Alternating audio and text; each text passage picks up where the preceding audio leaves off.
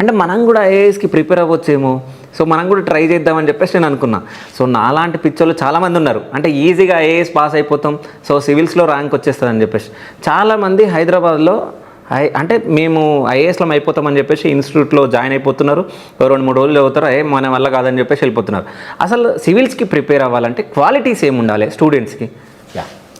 మీరు చెప్పింది నిజమే. ఐఏఎస్ అవ్వాలనుకోవడం పిచ్చితనం కూడా ఒకసారి. అదే, దానికి ఆ కమిట్మెంట్ ఉంటేనే అవుతాం.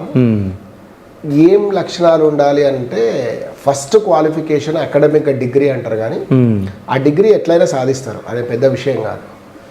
మీరు ఫిజికల్గా మెంటల్గా ప్రతిరోజు ఒక 8 నుంచి 10 గంటల పాటు కూర్చొని చదివే ఎబిలిటీ ఒకటి ఉండాలి. నంబర్ 2 వచ్చేసి ఒకటే స్ట్రెచ్లో మీరు 3 గంటలు కూర్చోగలిగిన ఎబిలిటీ మీకు ఉంటే మీరు ఎగ్జామ్ రాయొచ్చు. ఓకే. చాలామంది ఏంటంటే ఎగ్జామ్ హాల్లో 3 గంటలు కూర్చోవాలి కాబట్టి నీకు ఇక్కడ అది ప్రాక్టీస్ అవ్వాలని కోరుకుంటున్నారు. 3 గంటలు ఒక దగ్గర కూర్చొని చదవడం అనేది అంత సులభమైనది కాదు. కాబట్టి నువ్వు ఫిజికల్ కూడా ఫిట్ ఉండాలంట, లేకపోతే ఎక్కడో దగ్గర పెయిన్స్ అనిపిస్తుంది, పెయిన్ రిలీఫ్ ఇంకోసారి. సో అట్లా ఆ క్వాలిటీ అనేది ఒకటి ఉండాలి. 3 గంటల పాటు ఒక కుర్చీలో కూర్చొని ఏకధాటిగా చదవగలిగిన ఎబిలిటీ ఉంటేనే. అయ్యో మన సైకాలజిస్టులు కానీ లేకపోతే అకాడమిషియన్స్ కానీ 45 నుంచి 50 నిమిషాల కంటే క్లాస్ ఎక్కువ ఉంటే పిల్లలకు గ్రాస్పింగ్ ఉండదు, కాబట్టి టైం టేబుల్లో 45 మినిట్సే పెడతారు.